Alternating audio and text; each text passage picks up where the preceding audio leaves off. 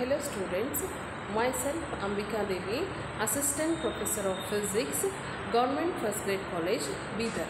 Today's video is related to Session 54 of BSc 5th Sem Solid State Physics course, which is prescribed in the colleges affiliated to Karnataka State, Gulbarga University, Kalburgi. So let us now begin with the session which is related to superconductivity. Okay. BCS theory of superconductivity. The modern theory of superconductivity was put forward by scientists Berdin, Cooper and Schrieffer. BCS, three scientists put forward the microscopic theory of superconductivity in 1957. This BCS theory explains the zero resistance and the Meissner effect, energy gap, etc. Electron from copper pairs which propagate through the lattice without resistance called electron-phonon-electron interaction. Electron-electron interaction via lattice deformation. Electron is attracted by neighboring positive ion and forms a positive ion core. Here this electron is attracted by the neighboring positive ions and it forms a positive ion core. Due to the attraction between electron and ion core, lattice deformed on local scale. Okay, and if another electron passes, it attracts towards the assembly, interacts the first electron via lattice deformation. This is the electron-electron interaction via lattice deformation. Okay, then here the electron with a wave vector k1 polarizes the lattice, creating the phonon. Okay, and it creates the phonon. Another electron with the wave vector k2 absorbs the phonon. It creates the phonon, but another one absorbs the phonon. Results in two electrons with wave vector k2. K2 plus q and k1 minus q. These two electrons together form a copper pair, and these two electrons forms copper pair. First one creates the phonon and second one absorbs the phonon, and these two electrons together form a copper pair. Okay, formation of copper pairs. Normally, two electrons repel each other. By Coulomb interaction. Suppose that for some reason the two electrons attract each other and form a bound state. If two electrons attract with each other and it forms a bound state, in a bound state the electrons paired to form the single system and their motion is correlated. This pair of electron is called copper pair. Okay, see students, so two electrons actually two electrons repel with each other. Okay, but for some reason the two electrons attract with each other and form a bound state, and in this bound state electrons are paired to form a single system, and these two paired electrons form a one system. This pair of electrons, those two pairs of electrons which forms a single system are called Cooper pair. The pairing can be broken only if the amount of energy equal to the binding energy which is applied to the system, then only it breaks. At a temperature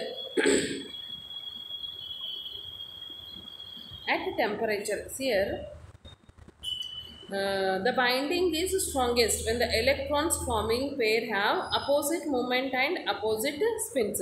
If two electrons have opposite spin and opposite momentum, then its binding is more strong. Formation of Cooper pair. The electrons, see here, electron, this is the electron, this is the ion, and this is the electron. The electron propagate, experiences an attraction towards the nearest positive ion. Electron is attracted towards the positive ion. They repel each other due to their mutual Coulomb force. In an equilibrium condition, the two electrons combine to form a Cooper pairs. I already discussed, two electrons in some reason come nearer with each other and form a single system. This is known as Cooper pair. Okay, coherence length is defined as the distance over which two electrons combine to form a Cooper pair. This is the distance between the two electrons. See here, students, here what happens at temperature T is very less than Tc. Temperature if T is very less than Tc, the lattice interaction is stronger than the electron-electron force of Coulomb. At this stage, Cooper pairs of electrons will have the properties smoothly sailing over the lattice point without any energy exchange. If an electric field is established inside the substance, then what happens? The electrons gain additional kinetic energy and gives rise to a current, but they do not transfer this energy to the lattice, so that they do not get a slowdown. As a consequence of this, the substance does not possess any electrical resistivity. So BCS theory explains the zero resistivity of the superconductor. So students, zero resistivity of a superconductor. Zero resistivity of a superconductor means what happens here during the lattice and electron interaction or electron-electron force of Coulomb. At this stage, Cooper pairs electrons will have a property of smooth sailing of the lattice point without energy exchange. If an electric field is established inside the substance, if the electric field is established inside the substance, what happens? The electrons gains kinetic energy from the applied external electric field. Electrons gain additional kinetic energy and gives rise to a current. Current is produces due to the application of the external electric field. Due to the application of the external electric field, electrons gain that additional kinetic energy and produce a current. But they do not transfer this energy to the lattice. They do not get a slowdown. That's why as the consequence of this, the substance does not possess a electrical resistivity. So BCS theory explains the zero resistivity of a superconductor. This BCS theory successfully explains the zero resistivity of a superconductor in this way, and the propagating wave associated with the phonon transmission. The electron-phonon resonance allows the electron with its pair in the lattice to move without resistance.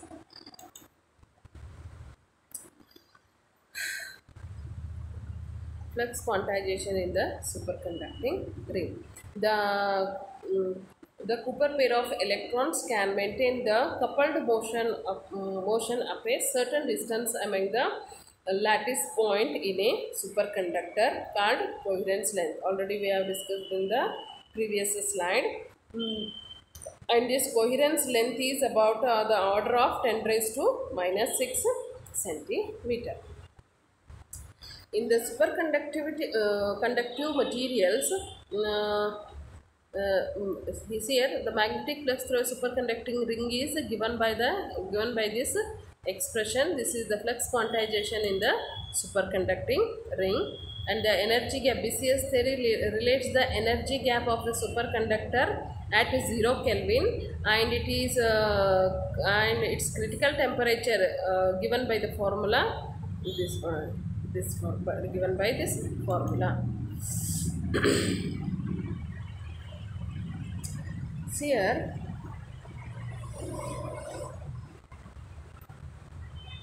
in a superconductive materials, it results from the electric lattice interaction. Suppose that the two electrons, 1 and 2, pass each other. The electron 1 get negatively charged and it attracts the positive ion towards itself. This is the electron lattice interaction. The electron 2 does not see the bare electron 1.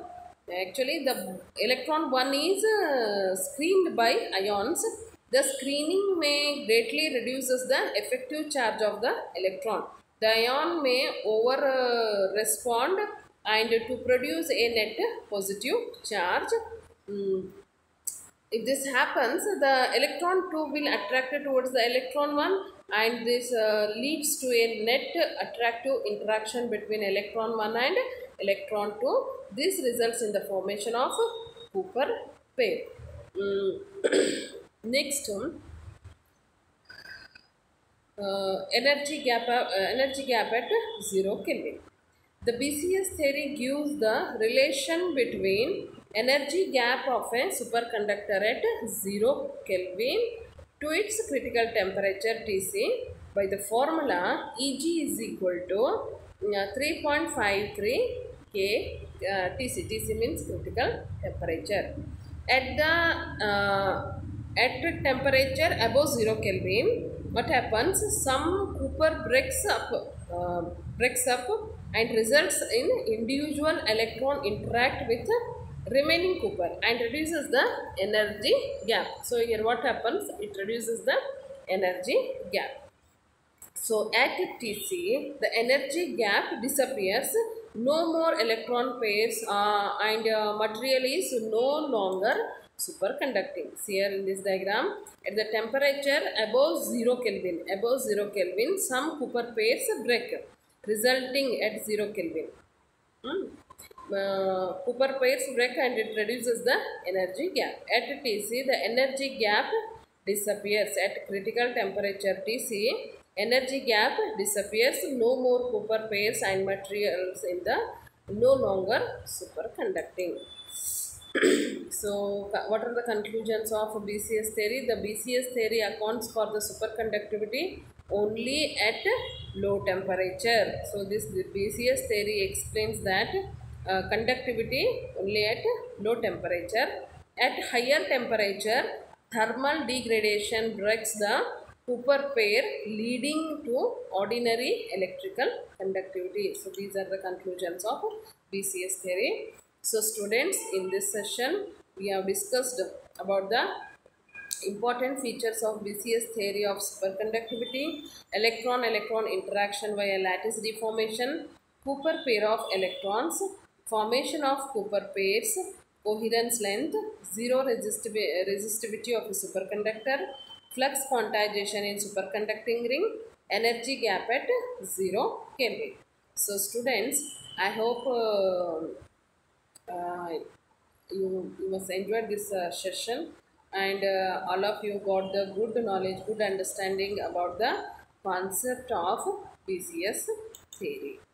Okay, thank you.